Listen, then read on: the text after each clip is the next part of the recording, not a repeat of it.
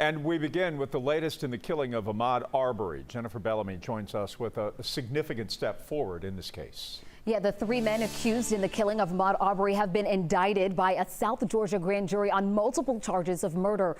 Arbery was shot to death in February while jogging through a Brunswick neighborhood. Gregory McMichael, Travis McMichael, and William Roddy Bryan each face 9 counts. 5 of those are murder counts. The grand jury met today in Glenn County, and the announcement of the indictment came hours later. Cobb County District Attorney Joyette Holmes is the lead prosecutor in this case, and she gave the Arbery family the news. The family was ecstatic to hear that it had happened this morning.